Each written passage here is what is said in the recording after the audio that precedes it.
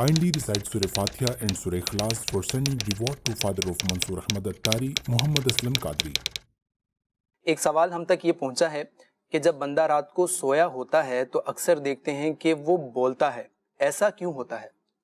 Nature ہے، انسان سوتے ہوئے کچھ کام جو ہے وہ کرتا رہتا ہے. بعض لوگ چلنے کے عادی ہوتے ہیں، بعض بولنے کے عادی ہوتے ہیں.